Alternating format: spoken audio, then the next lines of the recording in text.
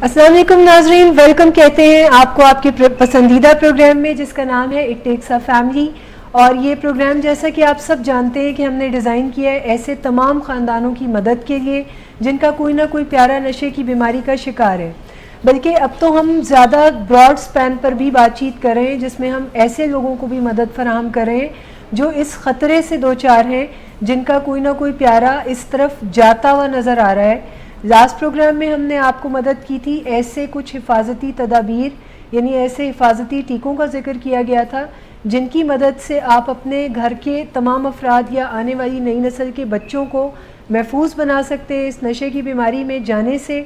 और आज हम बात करेंगे, कुछ इसी से मिलता जुलता एक मौजू है, माइक्रो एडिक्शंस का। ऐसी मामूली नौइयत की एडिक्शंस जिनके ऊपर अगर हम पहले से कोई आइडेंटिफिकेशन डेवलप करें और पहले से कोई काम कर लें तो हमारा प्यारा इस बीमारी से दूर रहता है, बल्कि उस ट्रैक पर ही नहीं जाता जहां उसकी ज़िंदगी में कोई ऐसा खालीपन हो कि उसमें नशा आने की कोई ज़रूरत महसूस वो करे। तो इसी मौजू के हवाले से आज हम आपकी मदद करने जा रहे हैं और मेरे साथ इस प्रोग्राम में माहिर के तौर पर शामिल होती हैं मैडम उज़्मा सदाकत, जो कि पाकिस्तान की पहली फैमिली इंटरवेंशनिस्ट हैं और ये अमेरिका से अपनी ट्रेनिंग कंप्लीट कर यहाँ पर विलिंग वेज में ना सिर्फ डायरेक्टर काउंसलिंग प्रोग्राम के तौर पर ख़िदमत सर अंजाम दे रही हैं, बल्कि इस प्रोग्राम के ज़रिए जिसके कोई तकरीबन हम 50 से ज़्यादा प्रोग्राम आपके सामने पेश कर चुके हैं, इन प्रोग्राम्स में भी नॉलेज का वो ज़ख़ीरा आपके साथ शेयर करती हैं जिससे कि मैं समझती हूँ कि इन्हीं प्रोग्राम्स को अगर कोई फॉलो करता है तो वो बहुत सारी चीज़ों को ख़ुद ही इमेंट कर लेता है अपनी ज़िंदगी में और ट्रीटमेंट में आने की ज़रूरत कम हो जाती है, या फिर ट्रीटमेंट में जो लोग आ भी जाते हैं वो इससे ज़्यादा से ज़्यादा फ़ायदा उठाने के काबिल हो जाते हैं। तो हमारे प्रोग्राम्स को देखते रहें। और एक ऑफ़र भी मैं यहाँ पर आपको ज़रूर दूँगी कि अगर आज के प्रोग्राम के मौजू के हवाले से कोई क्वेश्चन आप पूछना चाहें तो इसके दूसरे चंक में जहाँ हम QA सेशन करते हैं वहाँ पर हम आपके प्रोग्राम में आपके क्वेश्चन को भी शामिल करेंगे। अगर आपका क्वेश्चन इस प्रोग्राम से रेलेवेंट होगा, कोई चीज़ आप जानना चाहें तो हमसे ज़रूर पूछें, कमेंट्स के थ्रू हम आपको जवाब ज़रूर देंगे। मैं प्रोग्राम के बाकायदा आगाज़ की तरफ चलती हूँ। अस्सलाम वालेकुम मैडम। वालेकुम अस्सलाम जी, कैसी हैं आप? बिल्कुल खैरियत से। अच्छा मैडम, जैसे मैंने तारुफ बयान किया कि मामूली नौइयत के नशों की बात मैं आज करना चाह रही हूँ आपसे, तो ये माइक्रो एडिक्शंस आखिर ये एक टर्म है, ये आखिर है क्या?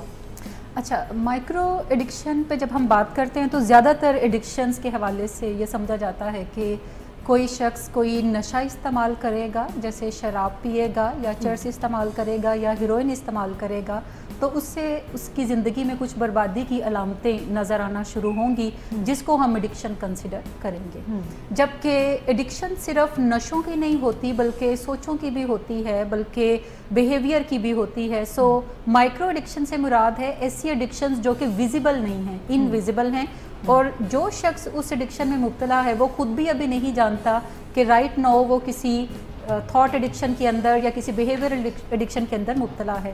जबकि मैक्रो एडिक्शन से मुराद है कि जो विजिबल चीज़ है, जो हर बंदे को नज़र आ रहा है और एवरीबॉडी नोज़ के इस बंदे के साथ कोई प्रॉब्लम है, तो उसे हम मैक्रो एडिक्शन कहते हैं।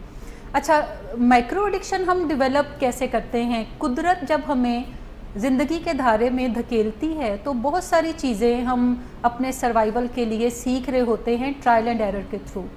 और इसी तरह जब हम उम्र में थोड़ा आगे बढ़ते हैं तो बहुत सारे ऐसे शौक़ भी हम फरमा लेते हैं जिन्हें हम हार्मलेस कंसिडर करते हैं और हमारे अंदाजे के मुताबिक उनसे कोई नुकसान नहीं होता। बट लेटर ऑन वो जो हार्मलेस से शौक़ हमारे हैं वो आगे चल के फुल ब्लोन एडिक्शंस में भी कन्वर्ट हो सकती हैं। सही।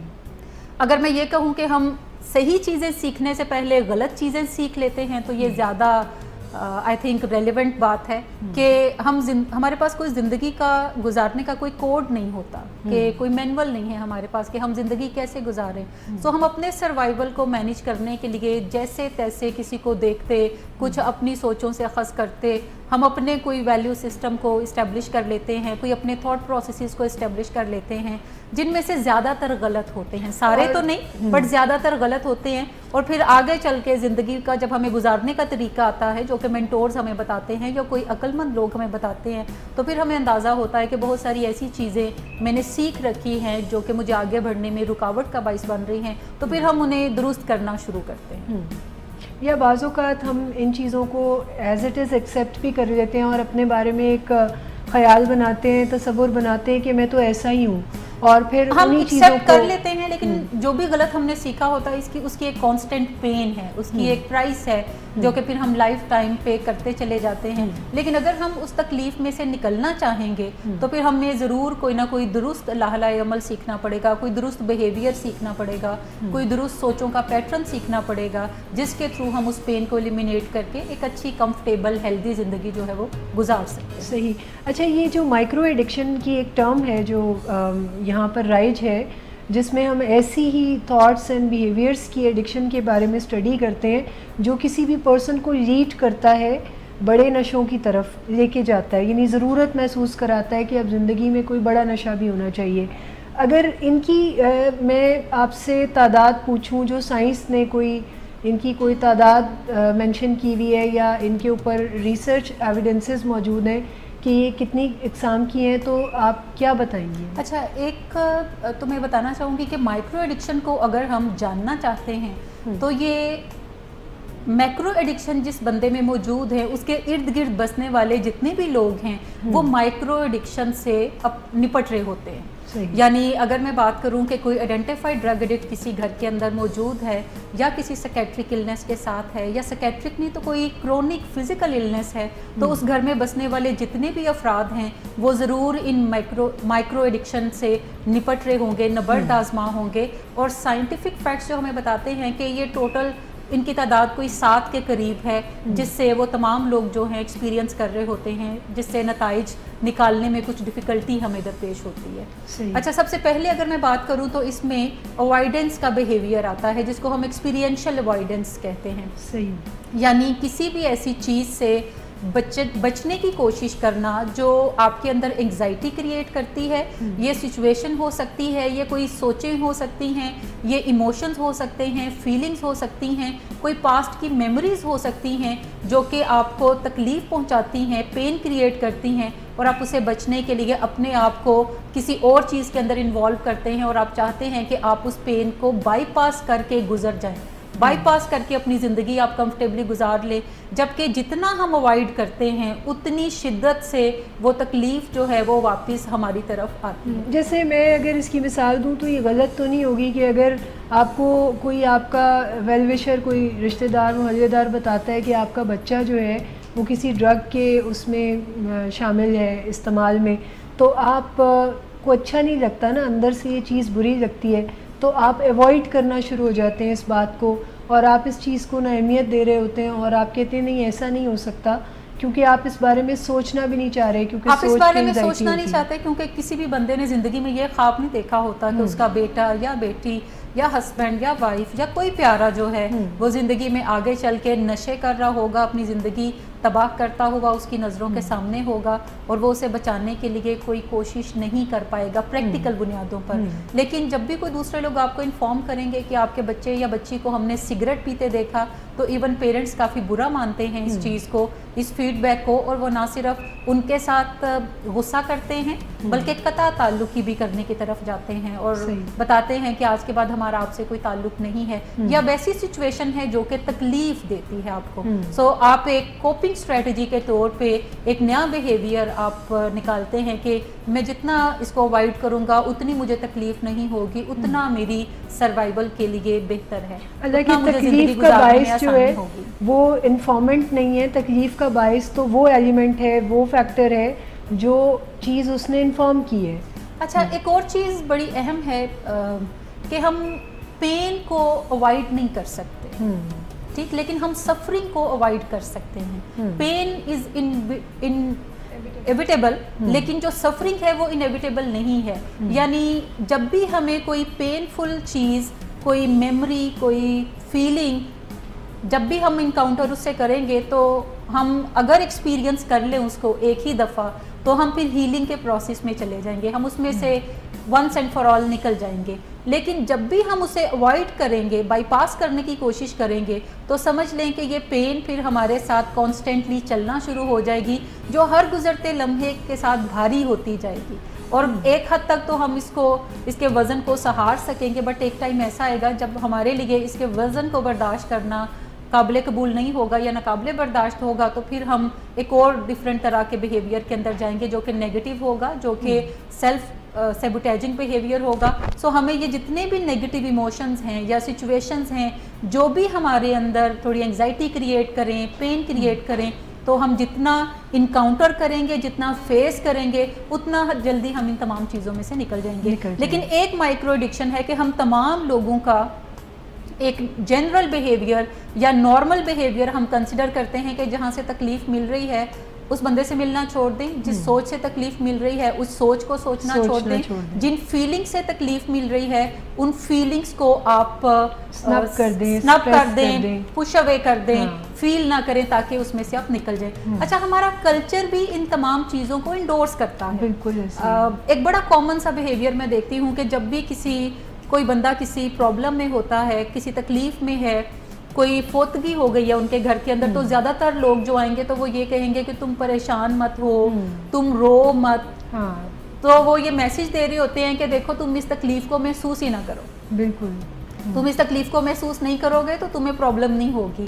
जबकि ऐसे मौक़ों पे हमेशा ये कहना चाहिए, हमेशा अपने जो भी आपके अजीज़ हैं उन्हें उस तकलीफ़ को एक्सपीरियंस करने की तरफ इनकरेज करना चाहिए और कहना चाहिए कि तुम जी भर के रो लो, ये रोने वाला ही दिन है, ये रोने वाला मुकाम है, तुम रो लो ताकि तुम्हारे अंदर से ये तकलीफ़ जो है वो निकल जाए। इसी तरह जब कोई मुसीबत में है और आप उसे कहते हैं कि तुम फिक्र ना करो, तुम परेशान ना हो, तो ऐसे मैसेजेस नहीं देने चाहिए आपको, बल्कि ये बताना चाहिए। अगर कोई कहता है कि मैं बड़ा फ़िक्रमंद हूँ, मैं बड़ी मुसीबत में हूँ, तो आप कहते हैं कि हाँ परेशानी वाली बात तो है, लेकिन इसमें से देखना चाहिए कि इसका हल क्या निकाला जाएगा। दो बड़े इंपॉर्टेंट क्वेश्चंस हैं जो जब भी कोई ऐसा मोमेंट होगा जो तकलीफ हमारे लिए क्रिएट करेगा तो हमारे जहन में आते हैं, और वो दो अहम क्वेश्चन हैं कि व्हाट एंड व्हाई, कि हुआ क्या है और मेरे साथ क्यों हुआ है। और हम इन्हीं दो चीज़ों के अंदर चल रहे होते हैं, जबकि एक तीसरा जो क्वेश्चन है जो उससे भी ज़्यादा अहम है वो ये होना चाहिए कि मैं हाउ का क्वेश्चन आना चाहिए कि how I can manage this issue, how I can heal my pain, how I can let myself to feel my feeling, ताकि आप उस प्रोसेस में से वंस एंड फॉर ऑल फिर आगे बढ़ जाए और आप मूव ऑन कर जाए। आपने अक्सर देखा होगा कि बहुत सारे लोग जो हैं उनकी ज़िंदगी में कोई 10 साल पहले बुरी चीज़ होती है, कोई बैड इंसिडेंट होता है, कोई किसी प्यारे की डेथ हो जाती है, या 20 साल पहले कोई ऐसी चीज़ होती है, लेकिन आज भी जब वो उस मौजू के ऊपर बात कर रहे होते हैं तो उनकी आंखों से आंसू जो है वो छम छम करके बरसना शुरू हो जाते हैं, और वो उसी तकलीफ़ में आप उन्हें पाएंगे जो उन्होंने 10 साल पहले महसूस की थी। कुदरत ने वो तकलीफ 10 साल पहले दी है, बट आपने अपनी कोशिशों से उस तकलीफ को मुसलसल अलाइव रखा और आपने अपने बैकपैक के अंदर उसको डाल लिया ताकि आप उस बैगेज को लेते जाएं। और ये एक सफरिंग है आपका। इतनी खूबसूरत दुनिया है और इतने कीमती हम सब लोग हैं, हम बिल्कुल डिज़र्व नहीं करते कि अपने आप को मुसलसल सफरिंग के अंदर रखें। तकलीफ़ कोई ज़रूर आ सकती है, ये कुदरत का फ़ैसला है, लेकिन सफरिंग में रहना ये हमारा या हम तमाम इंसानों का बिल्कुल। और कुदरत भी आपसे राज़ी तभी होती है जब आप राज़ी बर रज़ा हों, यानी आप एक्सेप्टेंस दें उनके उसके किए हुए कुछ कामों को। अच्छा, कुछ हमारे मेगा बिलीव्स होते हैं, कुछ पैराडाइम्स हैं जिसके ऊपर हम बिलीव कर रहे होते हैं, और वो पैराडाइम्स ये हैं कि हमें ज़िंदगी में कोई प्रॉब्लम नहीं आएगी, हमारी ज़िंदगी में पेरेंट्स हमेशा रहेंगे या बच्चे हमेशा रहेंगे, ये बच्चे जिन्हें हम पाल रहे हैं ये हमारे घर में ही हमेशा रहेंगे और ये आपस में मिलजुल कर ही रहेंगे। जबकि अगर हम अपने इर्द गिर्द नज़रें दौड़ाएं तो ज़िंदगी में ये चीज़ें कभी ना कभी, जो भी चीज़ आपके पास आती है उसका एक एक्सपायरी डेट है, जो कि उसी टाइम पे ही लिख दिया जाता है जब वो चीज़ आप लेकर आते हैं। तो जैसे आप अपने घर में कोई जूसर मशीन लेकर आते हैं तो साथ देखते हैं कि इसकी 2 साल की गारंटी है, और फिर ये 2 साल के बाद इसका कोई पता नहीं कि कब ये ख़राब हो जाए। इसी तरह जो भी इंसान दुनिया में भेजा जाता है तो उसकी कोई एक्सपायरी डेट भी है कि उसने एक ख़ास मुद्दत तक रहना है, ख़ास मुद्दत तक लोग उसकी कंपनी को एंजॉय कर सकते हैं, उसके साथ को एंजॉय कर सकते हैं, लेकिन एक टाइम के बाद फिर उसने इस दुनिया से चले जाना है। ये कुदरत का निज़ाम है, ये नॉर्मल एक सिस्टम है। कोई भी चीज़ जो है वो ऐसी नहीं है जो कि लाइफ टाइम तो है नहीं कि हमेशा रहे जब तक ये दुनिया है। हर चीज़ जो आप खरीदेंगे वो भी ख़राब होगी, हर बंदा जो आपकी ज़िंदगी में आएगा वो भी अपना एक ख़ास रोल प्ले करके अपनी ज़िंदगी से तो फिर आगे बढ़ जाएगा। जैसे आप बच्चों को पालते हैं, बच्चे जब बड़े हो जाते हैं तो वो अपनी ज़िंदगियां बनाते हैं, आपका घोंसला जो है वो एक दिन खाली होना ही होना होता है। सो अगर आप वक्त से पहले इस तरह के ख्यालात रखते हैं कि ज़िंदगी में ये प्रॉब्लम्स आपको ज़रूर आएंगे, तो फिर आपके लिए अवॉइड करना जो है वो आप अपने लिए मुश्किल बनाते हैं और आप कहते हैं कि हाँ मुझे पता था ऐसा होगा, इसको फेस करते हैं और इसको मैनेज करते हैं और इससे बाहर निकल जाते हैं, इस प्रॉब्लम इसमें से बाहर निकलते हैं वंस एंड फॉर ऑल। ये जो सुलगन है वो अपने अंदर हमने नहीं सुलगानी, बल्कि मसले को हमने टेकअप करना है, फेस करना है और इसमें से निकलने की कोई तदबीर जो है सही बुनियादों पर वो हमें करने की ज़रूरत है। अच्छा, नेक्स्ट एक तो आपने एक्सपीरियंशियल अवॉइडेंस को बहुत ही अच्छे तरीके से बताया और आपने जो बहुत ही शानदार इसके ऊपर हमारे देखने वालों को भी ये चीज़ बड़ी हेल्प करेगी कि बजाय इसके कि आप प्रॉब्लम में उलझे रहें बल्कि आप सल्यूशन ओरिएंटेड हो जाएं और हाउ के गिर्द अपनी ज़िंदगी को मेंटेन करें ताकि आप उस चीज़ को फाइट बैक करके उसमें से निकल आए। बिल्कुल ऐसा ही। अच्छा, इसके अलावा जो माइक्रो एडिक्शंस हैं, अच्छा इसके अलावा सेकंड नंबर पे रूमिनेशन आती है। रूमिनेशन से मुराद है कि फ़िक्र करते रहना। सही। और मैं इसको यूँ तशबीह देती हूँ जैसे जानवर जो हैं वो घास चास आप उनके सामने रखें तो वो मुँह में डालते हैं और फिर वो सारा दिन जुगाली करते रहते हैं। ठीक, सारा दिन आप उनका मुँह हिलता हुआ देखेंगे। और जिन लोगों को ये अगर जुगाली की समझ नहीं है तो वो ऐसी बहुत सारी लड़कियां उनके इर्द गिर्द होंगी जो कि एक च्युइंगम मुंह में डालती हैं और फिर वो सारा दिन उस च्युइंगम को खाती रहती हैं। उसमें से रस जो है वो विदिन 1 मिनट ख़त्म हो जाता है, लेकिन फिर भी वो मुंह चलता रहता है उनका। सो ये होती है जुगाली करना।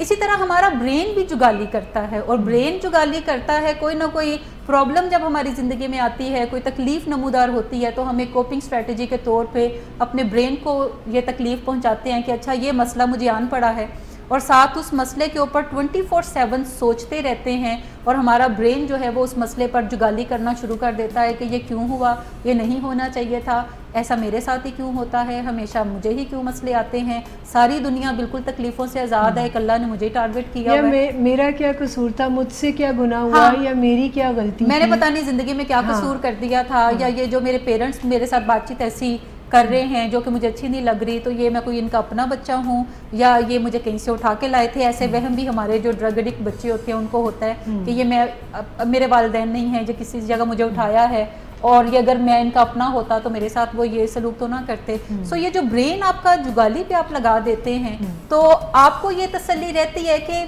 मैं कुछ सोच रहा हूँ इस मसले के हवाले से, जबकि अगर हम देखें तो हफ्ते 2 हफ्ते 3 हफ्तों के बाद भी कोई नतीजा नहीं निकल रहा होता, लेकिन आपका ब्रेन उस मसले के इर्द गिर्द ही सोच रहा होता है। जबकि रूमिनेशन की बजाय हमें सोल्यूशन ओरिएंटेड रहने की तरफ ज़रूरत है और हमें चाहिए कि हम अपने ब्रेन को कहें कि ये जो मसला है मैं इसके लिए 2 घंटे मुख्तस करता हूँ 24 आवर्स में से, या मैं 3 घंटे मुख्तस करता हूँ। अगर आप बहुत ज़्यादा सोचना चाहते हैं आप 4 घंटे मुख्तस कर दें, लेकिन उन मखसूस आवर्स में ही फिर सोचने की तरफ जाएं। अब ये भी कर सकते हैं कि सुबह 9 से 10 बजे मैं इस मसले पे सोचूंगा, 1 से 2 बजे मैं इस मसले पे सोचूंगा, फिर मैं 5 से 6 बजे तक इस मसले को सोचूंगा, फिर मैं रात 10 से 11 बजे तक इस मसले को सोचूंगा। तो कोई महसूस आवर्स कर दें जिसमें आप आइडेंटिफाइड आवर्स के अंदर उन प्रॉब्लम्स को या उस मसले को सोचने की तरफ जाएं जो कि आपको दरपेश हैं। सेकेंडली, मसले पर सोचने की बजाय उसके हल पे ज़्यादा फोकस करें। मसले पे अगर आप 25% सोचना चाहते हैं तो ज़रूर सोचें, लेकिन 70% जो है वो फिर उसके सलूशन की तरफ रखें। अगर आप मसले पे ही सोच विचार करते हैं कि मेरे साथ नहीं होना चाहिए था, मेरे साथ क्यों हो गया, तो इसका मतलब है कि आप भी पार्ट ऑफ प्रॉब्लम हैं। जब तक आप पार्ट ऑफ प्रॉब्लम हैं तो आप कभी भी उस मसले को हल नहीं कर सकते। मसले को हल करने के लिए आपको हमेशा प्रॉब्लम के दायरे से बाहर निकलकर सलूशन के दायरे में एंटर करने की ज़रूरत होती है। जब तक आप पार्ट ऑफ सलूशन नहीं बनते तब तक आप अपने मसाइल को हल नहीं कर सकते। अच्छा, दूसरी बात मैं जब कर रही हूँ कि आप मसले पर सोचें आइडेंटिफाइड आवर्स में, तो इसका मतलब प्रॉब्लम वाले हिस्से पे नहीं सोचना, इसका मतलब सलूशन के लिए सोचें कि यह हल कैसे होगा। गूगल पे जाएं, सर्च करें, कोई स्ट्रेटजीज़ बनाएं, उन स्ट्रेटजीज़ को अप्लाई करें। एक से मसला हल नहीं होता तो चेंज कर लें, दूसरी स्ट्रेटजी पे चले जाएं, तीसरी पे, चौथी पे, 5वीं पे। सो कोई ना कोई स्ट्रेटजी ज़रूर आपके उस मसले को सॉल्व करने की तरफ जाएगी, बट डू समथिंग। ये जो ब्रेन को जुगाली पे लगा देना और ब्रेन इस लारे में रहता है कि वो कुछ कर रहा है, जबकि प्रैक्टिकली अगर नतीजा नहीं निकल रहा तो इसका मतलब है आप कुछ भी नहीं कर रहे। और ख़ास तौर पे हमें अच्छा लगता है ख़ुद को अजियत देना बाज़ औक़ात, जिसमें हम ऐसी नेगेटिव थॉट्स को बार बार रूमिनेट करते हैं। एक्चुअली हम सर्कल्स में घूम रहे होते हैं, हम सर्कल्स में घूम रहे होते हैं और हमें लग रहा होता है कि मैं छलांगे तो बड़ी लगा रहा हूँ ना। और इस बात पे मुझे एक लतीफ़ा याद आ गया which I would love to share with you all, कि एक बंदर होता है जो कि एक डॉक्टर होता है जंगल के अंदर, तो बादशाह को प्रॉब्लम हो जाती है कोई, और वो काफ़ी तकलीफ में होता है। बंदर जब आके देखता है तो अब उसके पास कोई सोल्यूशन नहीं होता कि वो करे क्या, तो वो कभी एक दरख्त पे जंप लगाता है, वहाँ से दूसरे पे, फिर दूसरे से तीसरे पे, तीसरे से चौथे पे, और 10 मिनट्स तक वो जो बादशाह सलामत साहब हैं उनकी डेथ हो जाती है। तो तमाम जानवर वहाँ पे इकट्ठे होते हैं, तो पूछते हैं कि तुम कर क्या रहे थे, तुमने क्यों नहीं बचाया इसको। तो वो कहते हैं देखें जी, ज़िंदगी और मौत तो अल्लाह के हाथ में है ना, लेकिन आपने मेरी छलांगे देखी, मैंने कितनी कोशिश की कि ये बच जाएं, लेकिन ये नहीं बच सके। ठीक, सो हम भी तमाम लोग बंदर की तरह छलांगे लगा रहे होते हैं कि ये मसला हल हो जाए किसी तरह, लेकिन जो सही करने वाला काम है हम वो नहीं कर रहे होते, और हम थिंकिंग प्रोसेस में ज़्यादा इन्वॉल्व होते हैं। हम सबको बड़ा शौक होता है हम अपने आप को थिंक करके हिलवाएं, और हमें कोई फिलोसफर कह दे तो क्या ही बात है। अच्छा, एक शौक और भी मैंने देखा है हमें, कि हम बेचारगी में रहना बड़ा पसंद करते हैं। हमें दूसरों की हमदर्दियाँ समेटना अच्छा लगता है। हमें लगता है कि लोग मान जाएं कि हम ही वो मज़लूम इंसान हैं दुनिया के आखिरी जिन पे सबसे ज़्यादा जुल्म हुआ है। ये विक्टिम फीलिंग्स हैं, अपने आप को बेचारा कहलवाना जिससे लोगों की हमदर्दियाँ हासिल हो सकें, तो ये बड़ी प्लेजेंट फीलिंग है, बट ये कोई इतनी प्लेजेंट नहीं है। रूमिनेट करते हैं हम बार बार उनको कि मेरे साथ ही क्यों किया, और हम जहाँ पे अपने आप को विक्टिम कंसिडर करते हैं वहाँ पे खाली यहीं तक सफ़र ख़त्म नहीं होता, बल्कि हम दूसरों को विलन भी कंसिडर करते हैं, कर रहे हैं, और हम समझ रहे होते हैं कि मैं बहुत बेचारा हूँ और दूसरा बड़ा जालिम है, और ज़िंदगी की इस स्टेज पे मैं मजलूम हूँ और ये विलन है। जबकि हमें सोचना ये चाहिए कि हम तमाम जो इंसान हैं हम इंसान ही हैं।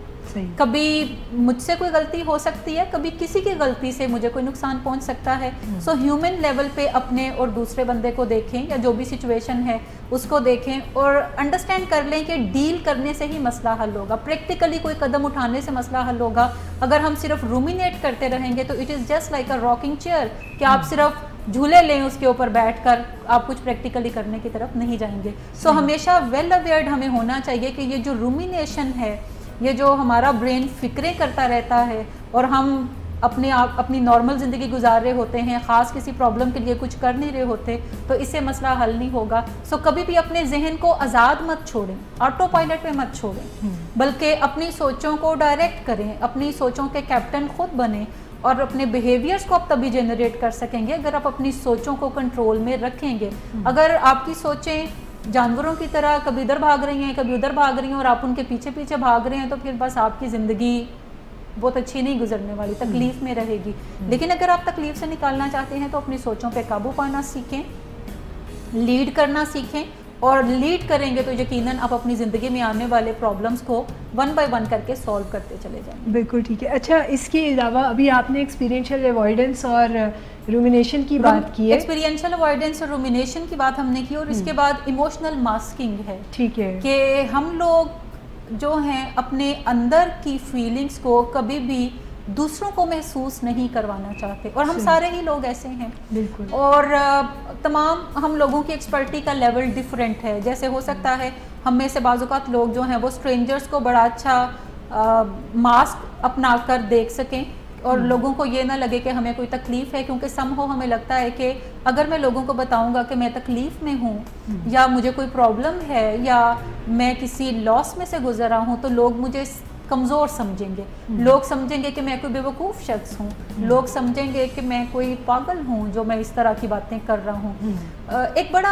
आम सा फ़िक्रा है जो हम तमाम लोग एक दूसरे से पूछते रहते हैं जब भी हम मिलते हैं, और वो फ़िक्रा ये है कि क्या आप ठीक हैं, क्या आप खैरियत से हैं, और दूसरा बंदा क्या जवाब दे रहा होता है, जी अल्लाह का शुक्र, वो कहते हैं जी अल्हम्दुलिल्लाह मैं बिल्कुल ठीक ठाक हूँ। हालांकि हम में से कोई भी बंदा ठीक नहीं होता, हम झूठ बोल रहे होते हैं एक दूसरे से। और जब हमें हैरियत की इतनी फ़िक्र रहती है तो वो इसीलिए रहती है क्योंकि हमें पता होता है कि मैं हैरियत से नहीं हूँ, तो मैं दूसरे को पूछूं कोई अच्छी खबर उसके पास है कि नहीं है, और हम झूठी खबरों पे अपने दिल को दिलासे जो हैं वो देते चले जाते हैं, और आदतन हम ये डायलॉग्स का एक्सचेंज कर रहे होते हैं। हाँ जी, आदतन कर रहे होते हैं।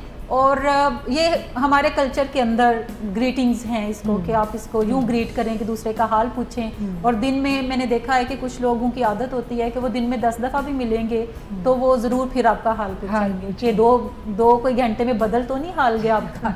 So, ये एक ऐसा फिनोमिनन है कि इमोशनल मास्क हम कर रहे होते हैं अपनी तकलीफ को, और बज़ाहिर हमें ये ठीक ही लगता है कि हाँ ऐसा ही करना चाहिए, लेकिन एक्चुअली ये हमारे लिए काफ़ी बड़ी इमोशनल हर्डल क्रिएट करता है, बिकॉज हम सच्चे रिश्ते नहीं बिल्ड कर पाते। अगर हम लोगों को अपने से 1 फुट की दूरी पे ही रखते हैं और इसलिए करीब नहीं आने देते कि ये मेरा असल चेहरा ना देख लें, ये मेरा परेशानी वाला चेहरा ना देख लें, ये मेरी कमज़ोरियों से वाकिफ़ ना हो जाएं, और अगर हम 1 फुट के फासले पे ही लोगों को रखते हैं और दरमियान में एक वॉल क्रिएट करते हैं जो इनविजिबल है बट एक गुड पिक्चर आपका दे रहा है, तो आप कभी भी सच्चे रिश्ते कायम नहीं कर सकते। ये आप हैबिचुअली यूं कर रहे होते हैं। आप कभी भी लोगों को अपने दिल में बसने की इजाज़त नहीं देते, ना ही आप कभी लोगों के दिलों में बस पाते हैं, क्योंकि आप हार्ट टू हार्ट कनेक्ट नहीं कर सकते किसी के साथ। अच्छा, हम तमाम लोग इसमें एक्सपर्ट होते ही हैं किसी तौर पे, लेकिन ख़ास तौर पर ये जो ग्लैमरस वर्ल्ड के बासी हैं ये ज़्यादा एक्सपर्टी रखते हैं इस चीज़ में। जो भी लोग टीवी पे काम करते हैं, जो भी लोग फिल्मों में काम करते हैं, तो आपने देखा होगा वो किसी एक करैक्टर को अडॉप्ट करते हैं और फिर चल रहे होते हैं। जितने भी लोग लाइव शोज़ करते हैं, तो बाज़-औक़ात मैंने अक्सर देखा है कॉमेडी शोज़ के अंदर कि जब उनके कॉमेडियंस के इंटरव्यूज़ हो रहे होते हैं तो वो ऐसी बातचीत बाज़-औक़ात करते नज़र आते हैं कि मेरा एक स्टेज शो था, कॉमेडी शो था, तो जिसमें फौरी पहले मुझे एक बड़ी अफसोसनाक खबर मिली कि मेरे अब्बू को कोई प्रॉब्लम हो गया है या मेरे किसी अजीज़ की डेथ हो गई है। तो अब चूंकि मैं छोड़ के जा नहीं सकता था, तो मैं अंदर गया, स्टेज पे मैंने परफॉर्म किया, और मेरा काम चूंकि हंसाना था, तो मैंने जोक्स जो है वो शेयर किए लोगों के साथ। मैंने एक्टिंग ऐसी की जिससे लोग हंसे, लेकिन किसी को पता नहीं चला कि मैं एक्चुअली इंटरनली किन हालात में से गुजर रहा हूँ। सो हम तमाम लोग जो शेक्सपियर के मुताबिक इस दुनिया की स्टेज पे हैं, अपना अपना रोल प्ले करते हैं, तो हम चाहते हैं कि अच्छे से अच्छा मास्क हम अपने चेहरे पे रखें ताकि लोगों को हमारी तकलीफ़ का पता ना चल जाए। अच्छा, ज़्यादातर हम ये काम इसलिए करते हैं ताकि लोगों को एक हम अच्छा चेहरा देने की तरफ जाएं। हमें ये भी ख्याल होता है कि शायद हम कोई अच्छे लोग भी नहीं हैं, और मैं अक्सर लोगों को बताती हूँ कि देखें, कुदरत ने कहा है कि मैंने इंसान को फितरत सलीम पर पैदा किया, जिसका मतलब है कि मैंने सबसे खूबसूरत फितरत पर जो इंसान है उसको बनाया। सो जब अल्लाह ताला ये हमें वर्डिक्ट दे देते हैं, तो फिर हमें किस बात का शुबा है कि हम अच्छे लोग नहीं हैं। ठीक, हम अच्छे लोग होते हैं। हाँ, हमारे कुछ रवैये तकलीफ ज़रूर दे सकते हैं, हाँ। हमारे कुछ फैसलों से किसी को परेशानी हो सकती है, लेकिन इसका मतलब ये नहीं कि हम बुरे लोग हैं, हम जनरली अच्छे लोग होते हैं। और मैं अक्सर अपने क्लाइंट्स के साथ भी शेयर करती हूँ कि 80% लोग जो हैं वो दुनिया में अच्छे ही होते हैं। आप उनसे अच्छा सलूक करते हैं, वो आपको अच्छा कोई जवाब देते हैं। 16% लोग वो होते हैं जिनसे आप अच्छा सलूक करते हैं, तो वो अपनी किसी कमी कमजोरी की वजह से, अपनी किसी इमोशनल स्टेट की वजह से आपको कभी अच्छा जवाब देते हैं और कभी अच्छा नहीं दे पाते, क्योंकि हम इंसानी कमजोरियों के साथ हैं। 4% लोग ऐसे हैं जिनसे आप जितना भी अच्छा सलूक करेंगे, सालहा साल करेंगे, वहाँ से कोई मुस्बत जवाब नहीं आएगा। और ये वो लोग होते हैं जो किसी ना किसी साइकेट्रिक इलनेस का शिकार होते हैं, जो आइडेंटिफाइड हो या डायग्नोज ना भी हो, लेकिन कोई ना कोई साइकेट्रिक इलनेस का शिकार होते हैं, किसी ना किसी एडिक्शन का शिकार होते हैं, जिसकी वजह से वो आपके अच्छे रवैयों का जवाब अच्छा नहीं दे पाते। ये कोई उनकी दिमागी कमजोरी है, दिमागी कोई जेपर्डी है जिसकी वजह से वो ऐसा नहीं कर सकते। जब भी बहुत सारे लेवल्स होते हैं जिसमें हम लोगों को बता सकते हैं कि हम किसी तकलीफ में हैं, या अपनी ट्रू फीलिंग्स लोगों के साथ शेयर कर सकते हैं। मेरे हाल में हम सभी को कंफर्टेबल फील करना चाहिए कि जब भी हमसे कोई हाल पूछे, अगर हम अच्छा फील नहीं कर रहे तो हम उन्हें बता दें कि राइट नाउ मैं कुछ अच्छा फील नहीं कर रहा। और लेवल्स हैं कि आपके पास स्ट्रेंजर्स आते हैं, आप उनके साथ और तरह से बात करते हैं। एक्वेंटेंसेस हैं जिनसे आपकी रोज़ मुलाकात होती है वर्क प्लेस पे या कॉलेज या यूनिवर्सिटी के अंदर, लेकिन उनसे कोई क्लोज आपका रिलेशनशिप नहीं होता। और इसी तरह से फिर आपके क्लोज सर्कल के अंदर लोग आते हैं जिनसे आप ऐसी बातें कर सकते हैं, कोई प्रॉब्लम्स हैं वो शेयर कर सकते हैं। फिर आपके और क्लोज सर्कल के अंदर आते हैं लोग जिसमें सिबलिंग्स हो सकते हैं, पेरेंट्स हो सकते हैं, स्पाउस हो सकते हैं, जिनके साथ आप दिल की बातें भी शेयर करते हैं, अपने फियर्स को भी आप शेयर करते हैं, ताकि वहाँ से आपको कोई सोल्यूशन जो है वो मिलता रहे। अच्छा, जब तक हम लोगों के सामने अपनी तकलीफ़ का इजहार नहीं करते, तो हमारे पास कोई सॉल्यूशंस भी नहीं आते और हम इंटरनली हेल्पलेसनेस का शिकार होते रहते हैं और हमें तकलीफ़ें जो हैं उसकी तरफ ज़्यादा हम टिल्ट करते हैं, क्योंकि जब भी हमारे कोई मसाइल हैं, चाहे वो जज्बाती मसाइल हैं, चाहे वो सोचों के मसाइल हैं, वो बिहेवियर के मसाइल हैं, वो एडिक्शन के मसाइल हैं, जब तक हम लोगों के पास जाकर हेल्प नहीं मांगेंगे तो हमें उस मसले का कोई सलूशन नहीं मिलेगा। कि कोई भी हमें प्रॉब्लम है, बहुत सारे प्रोफेशनल्स ऐसे हैं जिनके पास हम जाकर अपना मसला उन्हें बता सकते हैं और वहाँ से कोई सलूशन ले सकते हैं। हमें कोई लीगल प्रॉब्लम है तो हम लॉयर्स के पास जा सकते हैं, हमें कोई मेडिकल इशू है हम डॉक्टर्स के पास जा सकते हैं, कोई साइकोलॉजिकल इशू है या बिहेवियरल इशू है तो हम किसी साइकोलॉजिस्ट के पास जा सकते हैं। इसी तरीके से हमें अगर कोई कॉस्मेटिक कोई प्रॉब्लम है, हेयर के कोई इशू हैं तो हम किसी ब्यूटिशियन के पास जा सकते हैं। So there are certain professionals जो कि मसलों में हमें मदद दे सकते हैं, लेकिन इमोशनल मास्किंग जो है ये सलूशन नहीं है। ये अल्टीमेटली आपकी बेबसी को बढ़ाता चला जाता है और बेबसी के साथ साथ आपके मसले भी बढ़ते चले जाते हैं। सही, बहुत ही शानदार मालूमात हमें आज मिल रही हैं और कुछ माइक्रो एडिक्शंस पे भी बात करना बाकी है, लेकिन यहाँ पर हम लेंगे एक छोटा सा ब्रेक और नाजरीन ब्रेक के बाद हम इसी मौजू को जारी रख के आपको मज़ीद मालूमात देंगे कि ऐसी और कौन कौन सी माइक्रो एडिक्शंस हैं जो हम सभी अपनी ज़िंदगी में बड़े आम तौर पर प्रैक्टिस कर रहे होते हैं, लेकिन यही वो चीज़ें हैं जो हमें बहुत बड़ी डिसफंक्शनैलिटी की तरफ लीड करती है, या बड़े बड़े नशे ज़िंदगी में आने का बाइस भी यही वो छोटे छोटे नशे हैं जो बनते हैं। सो ब्रेक के बाद हमें ज़रूर ज्वाइन कीजिएगा। मिलते हैं एक छोटे से ब्रेक के बाद। और जोश को भी पूरा रखने ताकि ज़िंदगी का एहसास बाकी रहे। और शराब चूँकि इन तीनों किस्म के लोगों की ज़रूरत को पूरा करती है, या अगर एक ही बंदे में ये तीनों मामले हों तो इसको भी वो पूरा करती है, तो जो भी इसके चक्कर में फंसता है फिर इसका गर्विदा होकर रह जाता है और फिर कोई बात वो सुनने के लिए तैयार नहीं होता। शराब पीने के बाद जिन लोगों को मसाइल होते हैं, जिनका मेटाबॉलिज्म ख़राब होता है, वो शराब पीने के फ़ौरन बाद नहीं होते, किसी को घंटा 2 घंटे बाद होते हैं, किसी को अगले दिन सुबह जाके वो होते हैं। और उनको फ़ायदा अलग से क्लियर नज़र आता है जब वो शराब पीते हैं, तो उनको वो सब फ़ायदा नज़र आता है, उनकी बेचैनी कम हो जाती है, वो खुशियाँ मनाने लगते हैं और वो लोगों से कनेक्ट करने लगते हैं, और इन्हीं मकासद के लिए लोग शराब पीते हैं। लेकिन कुछ घंटों के बाद उनके अंदर कुछ मनफी हालात पैदा होने शुरू हो जाते हैं। कुछ टॉक्सिन्स हैं जो कि उनके खून में सर्कुलेट करती हैं और उससे उनको एक कोफ्त की सी कैफियत होती है, और इस कोफ्त की कैफियत को ठीक करने के लिए फिर जो करीब तरीन हल होता है वो मज़ीद शराब का इस्तेमाल है। बेचैनी, इसका हमें तदारक करना है जी। और दूसरी बात यह है कि हमें सेरोटोनिन को अप रखना है ताकि खुशी भी ऊपर के दर्जे पे रहे, और जोश को भी पूरा रखना है ताकि ज़िंदगी का एहसास बाकी रहे। और शराब चूँकि इन तीनों किस्म के लोगों की ज़रूरत को पूरा करती है, या अगर एक ही बंदे में ये तीनों मामले हों तो इसको भी वो पूरा करती है, तो जो भी इसके चक्कर में फंसता है फिर इसका गर्विदा होकर रह जाता है और फिर कोई बात वो सुनने के लिए तैयार नहीं होता। शराब पीने के बाद जिन लोगों को मसाइल होते हैं, जिनका मेटाबॉलिज्म ख़राब होता है, वो शराब पीने के फ़ौरन बाद नहीं होते, किसी को घंटा 2 घंटे बाद होते हैं, किसी को अगले दिन सुबह जाके वो होते हैं। और उनको फ़ायदा अलग से क्लियर नज़र आता है जब वो शराब पीते हैं, तो उनको वो सब फ़ायदा नज़र आता है, उनकी बेचैनी कम हो जाती है, वो खुशियाँ मनाने लगते हैं और वो लोगों से कनेक्ट करने लगते हैं, और इन्हीं मकासद के लिए लोग शराब पीते हैं।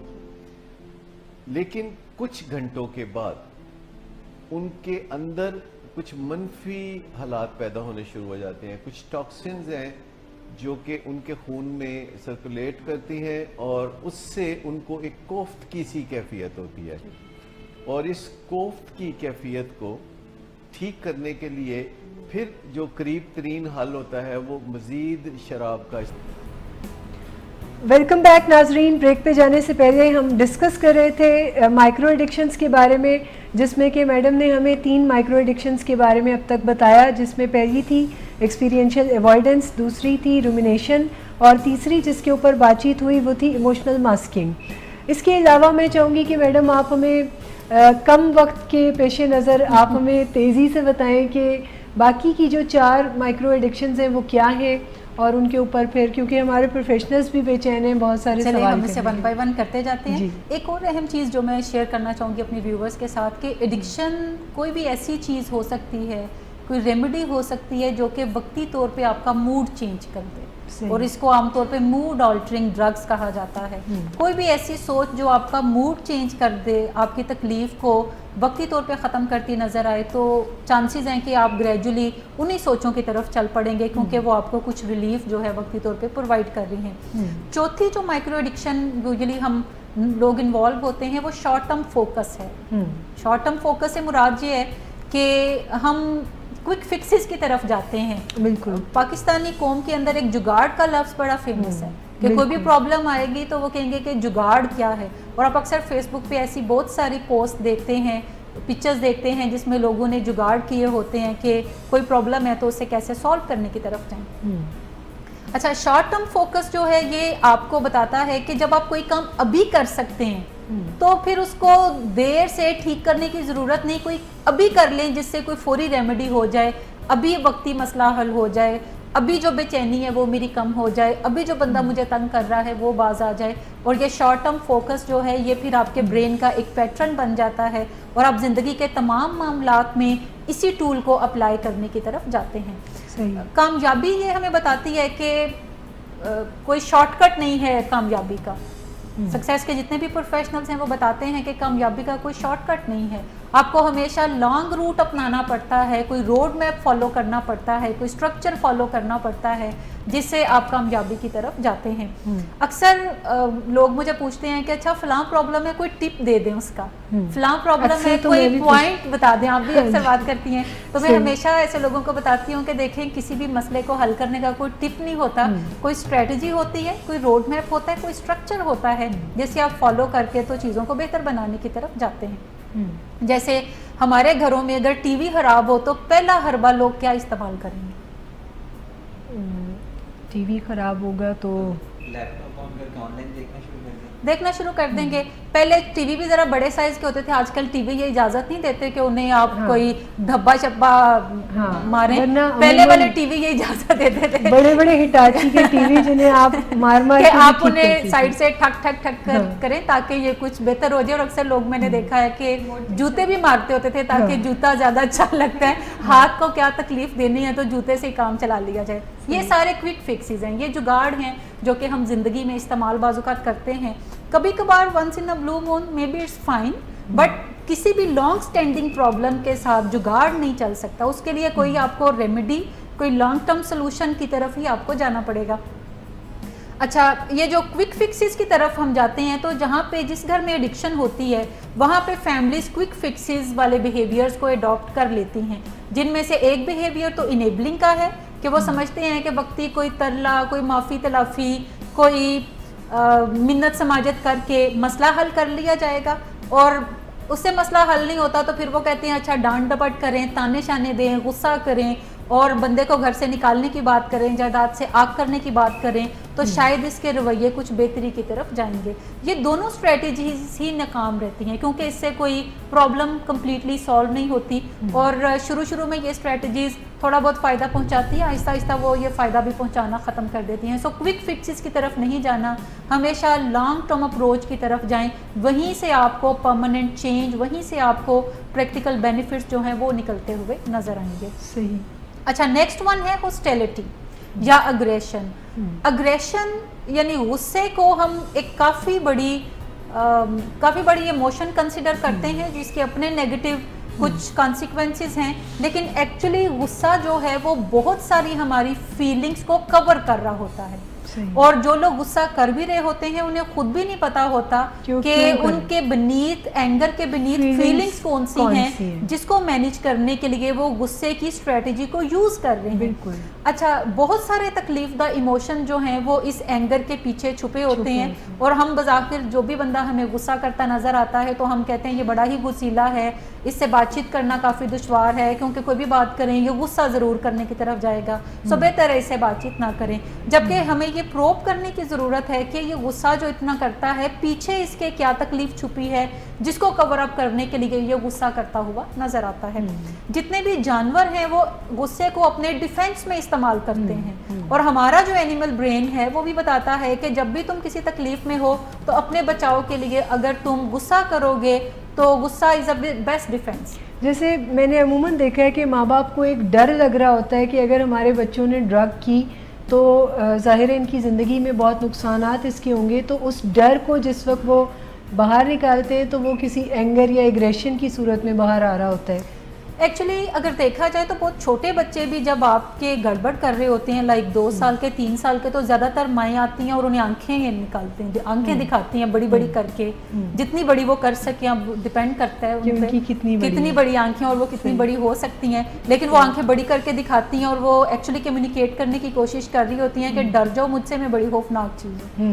अगर तुम बाज ना आए तो फिर अगला हथियार चमाट का होगा, उससे भी बाज ना आए तो फिर मैं थप्पड़ शप्पड़ तुम्हें मारूंगी और लातें घूसे भी पड़ सकती हैं। सो डिपेंड करता है आपका बच्चा किस एज में है और किस स्ट्रेटजी से वो डर जाता है। जब तक बच्चे छोटे होते हैं, चूंकि वो हमसे जिस्मानी तौर पे कमज़ोर होते हैं, कद में छोटे होते हैं, तो ये टूल शायद इफेक्टिव है। लेकिन जब कोई बच्चा कद काट में हमारे बराबर आन खड़ा होता है, बल्कि बाजू का कद काट में हमसे भी ऊंचा हो जाता है, तो फिर ये टूल उसके ऊपर अप्लाई नहीं हो सकते। आप जितने भी अप्लाई करेंगे हमेशा ये काउंटर प्रोडक्टिव होंगे, ये बाउंस बैक करेंगे। पहली चीज़ ये अंडरस्टैंड करने की है कि जब भी हमें गुस्सा आता है तो उसके पीछे जो फीलिंग्स है उसको मैनेज किया जाए, उसको एड्रेस किया जाए, ताकि हम गुस्से की स्टेज में आए ही ना। और गुस्से के पीछे आमतौर पे स्ट्रेस भी होता है कि जब भी किसी बंदे को कोई प्रॉब्लम होगा वो स्ट्रेस में आएगा तो वो गुस्सा करता हुआ नज़र आना शुरू हो जाएगा। जब भी कोई बंदा किसी लॉस को फेस करेगा तो वो एक डिफेंस बना लेता है कि जो इर्द गिर्द लोग हैं उन पे वो गुस्सा करना शुरू कर देगा।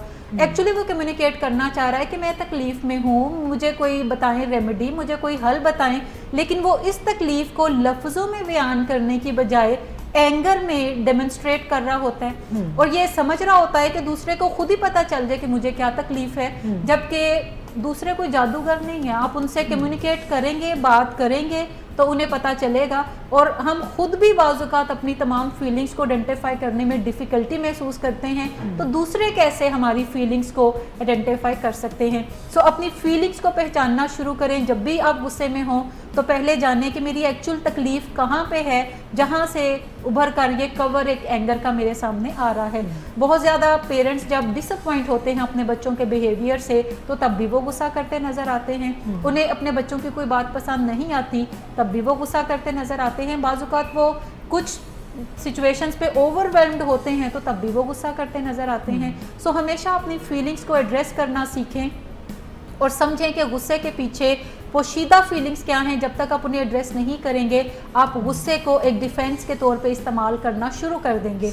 और जब आप अपनी फीलिंग्स को आइडेंटिफाई कर लें जो एंगर के बनीत हैं तो फिर उन्हें कम्युनिकेट भी करना सीखें। आप दूसरे को बता सकते हैं कि मुझे काफ़ी डिसअपॉइंटमेंट है आपके इस बिहेवियर से, मैं काफ़ी तकलीफ़ में हूँ आपकी बात करने से या आपके बात ना करने से या आपके किसी ना किसी बिहेवियर के ऊपर मैं तकलीफ़ में हूँ। सो ये जब आप अपनी फीलिंग्स को एड्रेस करेंगे तो आप अपनी सेल्फ के साथ कनेक्ट भी कर रहे हैं। कनेक्ट करेंगे तो तभी वो फीलिंग्स मैनेज होंगी और फिर आपको गुस्से को डिफेंस के तौर पर इस्तेमाल नहीं करना पड़ेगा और आप छोटी छोटी बातों पे जिटरी फिर नहीं होंगे। अच्छा, ये जो रिस्पॉन्स परसिस्टेंस की एक माइक्रो एडिक्शन है जिसमें हम बार बार एक ही तरह का काम कर रहे होते हैं और हम उम्मीद ये लगाए होते हैं कि इस दफ़ा शायद कोई अल्लाह का करम हो जाए। हाँ जी, जो 6th एडिक्शन माइक्रो एडिक्शन है वो रिस्पॉन्स परसिस्टेंस की है, जिसको हम ये भी कह सकते हैं कि हमें मक्खी पे मक्खी मारने का भी शौक होता है, बहुत शौक होता है। और रिस्पॉन्स परसिस्टेंस से मुराद है कि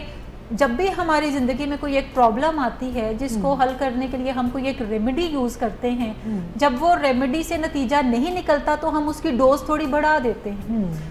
रेमेडी सेम रखते हैं, डोज थोड़ी बढ़ा देते हैं और हम समझते हैं कि इससे ये मसला हल हो जाएगा। जब वो उससे भी हल नहीं होता तो हम डोज को और थोड़ा इंक्रीज कर देते हैं। अक्सर आप देखती होंगी फेसबुक पे एक पोस्ट आती है कि जब कोई प्रॉब्लम सॉल्व नहीं हो रही तो लव से उसको सॉल्व करने की कोशिश करें, फिर भी सॉल्व नहीं हो रही तो increase the dose, double the dose. ठीक, उससे भी सॉल्व नहीं हो रही तो फिर ट्रिपल कर दें, लेकिन अगर कोई मसला किसी एक डोज से सॉल्व नहीं हो रहा तो इसका मतलब है कि वो फिर कोई इफेक्टिव उतनी नहीं है। आपको कोई रेमेडी चेंज करनी चाहिए, स्ट्रेटजी चेंज करनी चाहिए उस मसले को हल मिसाल करने के के तौर लिए। पे अगर किसी प्रॉब्लम को हल करने के लिए हम कोई दवाई का इस्तेमाल करते तो ज़रूरी नहीं कि उसी सेम दवाई की मिकदार को डबल ट्रिपल या 4 टाइम यूज़ करने की वजह से हम उस मसले से निकल अच्छा, जाएं। दवाइयों में ये आपके पास थोड़ी लिबर्टी होती है कि हर दवाई की एक मिनिमम और एक मैक्सिमम डोजेज है जिसके दरमियान आप फ्लक्चुएट कर सकते हैं। जैसे फर्ज करें अगर कोई दवाई आपने 1000 mg तक आप दे सकते हैं तो आप कम से शुरू करते हैं, इफेक्टिव नहीं है तो आप उसको इंक्रीज करते हैं। लेकिन जो उसकी मैक्सिमम डोज है अगर उससे भी फायदा नहीं पहुंच रहा तो देन डॉक्टर हमेशा आपकी दवाई को चेंज करने की तरफ और देखता है कि कोई और दवाई ऐसी है जिससे आपको फायदा पहुंच सकता है, उससे भी फायदा नहीं पहुंचता तो वो फिर दवाई को चेंज करने की तरफ जाता है। जबकि हम जो घरों के अंदर जुगाड़ हमने सीखे होते हैं जिसमें से एक इनेबलिंग बड़ा जुगाड़ है, एक प्रोवोकेशन बड़ा जुगाड़ है, जब इन दोनों चीज़ों से मसला हल नहीं हो रहा होता तो मैंने देखा है कि फैमिली साल यही 2 तरीके इस्तेमाल करती रहती हैं कि इससे मसला हल हो जाएगा, नहीं होता तो फिर भी वही मसला उन्हीं चीज़ों से सॉल्व करती हैं। अंडरस्टैंड करने की बात यह है कि जब भी हम कोई एक रवैया अपनाते हैं, एक दफ़ा इस्तेमाल करने से, 2 दफ़ा इस्तेमाल करने से, 3 दफ़ा इस्तेमाल करने से वो फेमिलियर हो जाता है तो हमें वो सेफ भी लगता है। ज़िंदगी में हर वो चीज़ जो फेमिलियर हो ज़रूरी नहीं कि वो सेफ भी हो। जैसे कोई एक आदमी था तो एक बस स्टॉप पे एक खातून बैठी थी तो उसके सामने से एक आदमी गुजरा और फिर वो दोबारा गुजरा और खातून के पास आया और आके कहने लगा कि आपने मुझे पहचाना? तो वो कहती हैं कि मैंने बिल्कुल नहीं पहचाना। वो कहते मैं अभी थोड़ी देर पहले तो गुजर के गया हूँ जी। सो हम रेमेडीज़ भी ऐसे इस्तेमाल कर रहे होते हैं कि कोई इनेबलिंग शुरू की हमने, मिन्नत समाजत करना शुरू की, माफ़ी मांगना शुरू की अपने बच्चों से तो हमें लगता है कि ये फेमिलियर है क्योंकि हमारे पेरेंट्स ने भी ये शायद रेमेडी यूज़ की हो या हम अपने इर्द गिर्द ड्रामों में भी यही रेमेडी यूज़ होते देखते हैं तो हम समझते हैं कि ये सेफ़ भी है, यही करना चाहिए। अगर इससे मसला हल नहीं होता तो मिन्नत समाजत जो मैंने पहले एक दफ़ा की थी वो 10 मिनट कर दें, 20 मिनट कर दें, घंटा कर दें। लेक्चरिंग जो मैंने 10 मिनट की थी मसला हल नहीं हुआ तो घंटे की डोज बढ़ा दें ताकि मसला हल होने की तरफ जाए। हमेशा याद रखें एक स्ट्रेटजी जब वर्क नहीं करती तो ओपन रहें to change it with another strategy. अगर उससे भी काम नहीं होता तो ओपन रहें to change it with another strategy. एक बड़ी खूबसूरत सी पोस्ट फेसबुक पे मैंने देखी जिसमें था कि आपका अब जब प्लान ए काम नहीं करता तो don't worry, there is always a plan B. Plan B काम नहीं करता तो don't worry, there is a plan C, उस पे चले जाए। प्लान सी काम नहीं करता तो डोंट वरी, अभी 26 लेटर्स हैं तो कोई ना कोई प्लान जरूर वर्क कर जाएगा। सो प्लान की बात करें, ए काम नहीं करता तो बी पे चले जाएं। ए को ही 10 दफा करने से मसला आपका हल नहीं होगा। सो ये जो रिस्पॉन्स परसिस्टेंस है कि बाज़-औक़ात हम इसलिए भी फियरफुल होते हैं कि नई स्ट्रेटजी है, पता नहीं इससे नतीजा निकलेगा कि नहीं निकलेगा। जब तक आप अप्लाई नहीं करेंगे तो आपको कैसे पता चलेगा कि नतीजा निकलेगा या नहीं निकलेगा। और आप अप्लाई करेंगे, अगर नतीजा नहीं निकलेगा तो आपको पता चल जाएगा तो फिर आप इसको किसी और स्ट्रेटजी से चेंज कर दें। लेकिन हमेशा कोई ना कोई एक स्ट्रेटजी ज़रूर होती है जिससे आपका मसला हल होता है। जब बल्ब बनाने की बारी आई और एडिसन ने बल्ब ईजाद किया तो अब पता नहीं एडिसन ने किया होगा शायद, ये भी कुछ थॉमस एडिसन ने बल्ब ईजाद किया और बारी आई तो एक तरीका इस्तेमाल किया, वर्क नहीं किया तो उन्होंने दूसरा किया, तीसरा किया और 999 दफ़ा जब इस्तेमाल किया और 1000वीं दफ़ा इस्तेमाल करने पे बल्ब बन गया तो उनके असिस्टेंट्स ने कहा कि एडिसन तुमने 999 तरीके इस्तेमाल किए जिससे बल्ब नहीं बना। तो उसने कहा कि नहीं, मैंने 999 तरीकों से सीखा कि अगर बिजली को यूं गुजारा जाए तो वो रोशनी नहीं देती। और जितने भी तरीके उन्होंने लैब के अंदर इस्तेमाल किए इवेंचुअली उन्होंने बल्ब तो ईजाद कर लिया बट वो तमाम तरीके ज़ाया नहीं गए, बल्कि बहुत सारी ईजादात बाद में उन्हीं तमाम तरीकों में से, बहुत सारे तरीकों में से ईजादात भी हुई जो कि डिफरेंट पर्पसेस के लिए थी। जैसे रेलवे का इंजन बना, उसी में से एक स्ट्रेटजी यूज़ करके रेलवे का इंजन फिर बनाया गया। सो इसका मतलब है कि हमेशा प्लान को चेंज करते रहें, स्ट्रेटजी को चेंज करते रहें, मक्खी पे मक्खी मत मारें, उससे कोई भी नतीजा नहीं निकलेगा। अच्छा, लास्ट वन जो माइक्रो एडिक्शन हम अक्सर एक्सपीरियंस करते हैं लोगों के अंदर और खुद में भी, वो है नेगेटिव अप्रेजल का। बिल्कुल, बहुत ही खतरनाक किस्म की माइक्रो एडिक्शन, नेगेटिव अप्रेजल का। और समहाउ हमारा कल्चर भी इसको सपोर्ट करता हुआ नजर आता है। नेगेटिव अप्रेजल से मुराद है कि आप किसी सिचुएशन में जाने से पहले ही कोई नेगेटिव असेसमेंट करते हैं और कहते हैं कि आज का दिन मेरा बड़ा ही बुरा गुजरेगा, और फिर वो बड़ा ही बुरा गुजरता है। और आप कहते हैं कि देखा मैं कितनी महान हस्ती बन गई हूँ कि अब तो मैं पहले से ही मुझे पता चल जाता है कि ये बुरा गुजरेगा। जैसे ही हमारे सामने से बिल्ली गुजरती है काली, हाँ, तो हमें लगता है कि ये आज का दिन कोई गड़बड़ जरूर होगी। और वो फिर हमारे किसी बिहेवियर, चूंकि जब हम माइंडसेट बना लेते हैं कि गड़बड़ होगी, तो यकीनन फिर हमारे बिहेवियर भी हमारा साथ नहीं देते। जब हम पॉजिटिव सोचों को सोचते हैं तो ना सिर्फ हमारी सोचें बेहतर होती हैं, बल्कि यही न्यूरॉन्स पे इफ़ेक्ट करती हैं और हमारे रवैयों के अंदर भी मुस्बत तब्दीलियाँ आती हैं, जिससे कामयाबियाँ भी हमें मिलने लगती हैं। इसके अलावा इसका सबसे बड़ा बेनिफिट ये होता है कि मुस्बत सोचने से किसी भी सिचुएशन में आप जाएं तो आप ज़्यादातर सॉल्यूशंस को ही अट्रैक्ट कर रहे होते हैं। आप ऐसे लोगों से मिल रहे होते हैं जहाँ से कोई ना कोई सलूशन उभर के आ रहा होता है। लेकिन जब आप नेगेटिव सोचते हैं, नेगेटिव असेसमेंट्स लेकर चलते हैं लोगों के बारे में, सिचुएशंस के बारे में, तो फिर आपका न्यूरॉन्स जो हैं वो नेगेटिव लोगों की तरफ ज़्यादा आपको अट्रैक्ट कर रहे होते हैं और आप मसाइल में बार बार घिरे जा रहे होते हैं और आपको समझ नहीं आ रही होती कि ये दुनिया भर के मसले मुझे ही क्यों दरपेश आने हैं, हर गलत बंदे से मैं ही क्यों टकरा जाता हूँ या टकरा जाती हूँ। सो ये नेगेटिव असेसमेंट का जो अल्टीमेट नुकसान या फ़ायदा है वो ये है कि या तो आप पॉजिटिव लोगों से अट्रैक्ट करते हैं सॉल्यूशंस पे, या फिर अगर नेगेटिव साइड पे आपका ब्रेन चल रहा है तो आप ज़्यादातर प्रॉब्लम्स के अंदर ही घिरे रहते हैं। सही। बहुत ही शानदार मालूमात आज के प्रोग्राम में मैडम आपने हमें दिए हैं और मुझे यकीन है कि देखने वालों ने भी आज के इस प्रोग्राम में ऐसी तमाम मामूली नौयत की नहीं माइक्रो एडिक्शन के ऊपर जो मालूमात आपने दी हैं उन पे अपने आप को भी हम असेस कर सकते हैं, क्योंकि हम रोज़मर्रा की ज़िंदगी में हम सब इन रवैयों के हामिल होते हैं और हम सब इसी तरह के अंदाज़े फ़िक्र भी रखते हैं जो कि हमें अंदाज़ा भी नहीं है कि हमें आगे किस किस तरफ लीड कर सकते हैं। तो आज का प्रोग्राम तमाम ही लोगों के लिए बहुत ही बड़ी मदद भी साबित होगा इंशाअल्लाह। और मैं चाहूँगी कि मेरे यहाँ पर मौजूद जो अदर प्रोफेशनल्स हैं वो अगर कोई क्वेश्चन करना चाहें तो वो अपना अपना सवाल भी पूछें।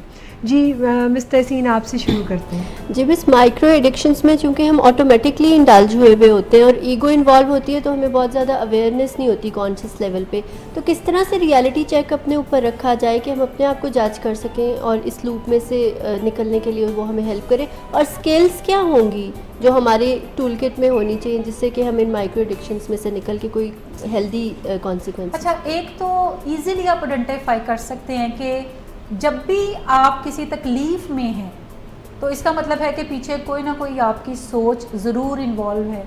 आप तकलीफ़ में हैं और उस तकलीफ़ में से निकल नहीं पा रहे, तो आपको अपनी सोचों की तरफ रुख करने की ज़रूरत है कि कौन सी मेरी थॉट्स हैं, कौन से मेरे बिलीव्स हैं जो कि मुझे हेल्प नहीं कर रहे, जो रिडंडेंट हैं, जिन्हें चेंज करने की ज़रूरत है। ठीक, और जब आपको ये आगाही हो जाती है कि मेरी सोचों में कोई प्रॉब्लम है, मैं रूमिनेट तो नहीं कर रही, मैं शॉर्ट टर्म मेरा फोकस तो नहीं है, या मैं अवॉइड तो नहीं सिचुएशन को कर रही, या मैं हॉस्टिलिटी की तरफ तो नहीं जा रही, या मेरा रिस्पॉन्स परसिस्टेंस तो नहीं है, तो फिर आपको कुछ ना कुछ वहाँ पे चेंज लाने की ज़रूरत है। जब आप वहाँ पे चेंज लाएंगे तो कोई ना कोई स्ट्रेटजी भी बदलने से फ़ायदा पहुँचेगा, तो स्ट्रेटजी भी आप बदल लेंगे। ये तो हम एक अपना रियलिटी चेक खुद के साथ कर सकते हैं। दूसरी चीज़, हम ये रियलिटी चेक दूसरों से भी मांग सकते हैं कि मैं इस मसले में हूँ और मैं अपने किसी साथी से शेयर करती हूँ कि राइट नाउ मेरा ये प्रॉब्लम है और मुझे कोई हल समझ नहीं आ रहा, क्या तुम मुझे बता सकते हो कि मुझे क्या चीज़ बदलने की ज़रूरत है ताकि मैं इसको हल करने की तरफ जाऊं। तो फिर दूसरा बंदा जो भी मशवरा दे, अगर तो आप ऐसे बंदे से मशवरा ले रही हैं जो कि आप ही जैसी सोचें रखता है तो फ़ायदा मंद नहीं है। लेकिन अगर आप किसी ऐसे बंदे से मशवरा लेते हैं जिसकी अपनी ज़िंदगी में कुछ स्टेबिलिटी नज़र आती है और आपको लगता है कि वो आपको भी कोई मुफीद मशवरा देगा या वो कोई प्रोफेशनल हो सकता है, तो फिर आप उससे मशवरा लेने की तरफ जाएँ। फिर जैसा वो कहे उसको अप्लाई करके देखें कि कोई चेंज है या नहीं है, या आप उस तकलीफ़ में से निकले हैं। अगर तो तकलीफ़ में से निकल गए हैं तो गुड इनफ है, नहीं निकले तो फिर बंदा भी बदल कर देखें। बाज़-औक़ात आप जिस बंदे से मशवरा कर रहे होते हैं वो आपकी समझ बूझ के मुताबिक अक्लमंद होता है, लेकिन हो सकता है कि ज़िंदगी की बहुत सारी सच्चाइयाँ अभी वो भी एक्सप्लोर कर रहा है, उस पर खुली नहीं है, तो बंदा भी बदल कर देखें, स्ट्रैटेजी भी बदल कर देखें, उससे आपको फ़ायदा होगा। ठीक है, आमिर साहब आप कोई क्वेश्चन पूछना जी चाहेंगे? जी मैम, मैंने देखा कि अक्सर ज़िंदगी में किसी बच्चे से कोई छोटा इंसिडेंट होने की उसकी ज़िंदगी में वजह से वो अपने जो फर्दर काम होते हैं उनको रोक देता है। मतलब कोई ऐसा इंसिडेंट हुआ जिससे वो डिसहार्ट हुआ या वो समझता नहीं कि मैं आगे बढ़ना चाहिए, एग्ज़ाम्स नहीं देना, प्रेजेंटेशंस नहीं देनी, तो वो बच्चा अपने वो काम रोक देता है जिसके उसकी ज़िंदगी फर्दर ज़िंदगी आने वाली ज़िंदगी में बहुत ज़्यादा फ़ायदे उसको मिल सकते हैं। तो इस बच्चे को वो इन नुकसानात में तो आ चुका है, अब वो फर्दर ज़िंदगी में वो किस तरह के और बुरहान में या नुकसान में वो जा सकता है या घिरा जा सकता है, तो उसके बारे में क्या है? अच्छा, किस तरह के बहरान में गिरा जा सकता है इसकी कोई हद मुतय्यन नहीं है। बिल्कुल, ये ज़िंदगी के अंदर बहुत सारे हालात वाक़यात आपको पेश आएंगे और आपके लिए चैलेंजेस से निपटना एक बड़ा मसला होगा, एक बड़ा चैलेंज होगा। अच्छा, ये आप जो बात कर रहे हैं ये पहली माइक्रो एडिक्शन है जिसको हम एक्सपीरियंशियल अवॉइडेंस कहते हैं कि ज़िंदगी में कोई एक प्रेजेंटेशन दी, उस पर फीडबैक नेगेटिव आया, अचानक दरमियान में रुक जाता है, वो बच्चा बात नहीं कर सकता, तो उसके ब्रेन ने लर्न कर लिया कि इतने लोगों को फेस करना तुम्हारे बस की बात नहीं है, तो काइंडली आइंदा से परहेज़ करना। और उसने वो परहेज़ करना शुरू कर दिया क्योंकि सीखा उसने कि जब वो पोडियम के सामने खड़ा था और वो बात करना चाह रहा था, उसके मुंह से लफ्ज़ नहीं निकल रहे थे, उसका दिल बड़ी तेज़ी के साथ धड़कना शुरू हो गया, पसीने आना शुरू हो गए और लोगों ने हंसना शुरू कर दिया। ये जो सारा सीन है उसके ब्रेन के अंदर नक्श हो गया, जो कि उसको अब दिखाता है कि दोबारा ऐसी कोई सिचुएशन ना आने पाए। ऐसी सिचुएशन तुम्हें क्लास में पेश आएगी, क्लास में जाना छोड़ दो। ऐसी सिचुएशन के बाद तुम्हें कोई एग्ज़ाम देना पड़ेगा, क्लास में ना जाओ तो एग्ज़ाम ही छोड़ दो, कहो कि मुझे पढ़ाई अच्छी नहीं लगती। एक्चुअली आप उस सिचुएशन को अवॉइड करना चाह रहे होते हैं। सो ये आपका जो रवैया है आइंदा आने वाले हर चैलेंज में आपको बताएगा कि आप कम बैक नहीं कर सकते, आप फाइट नहीं कर सकते, फेस नहीं कर सकते। सो अपने आप को इस मुश्किल सिचुएशन में जाने से ही निकाल लें, जाएं ही ना।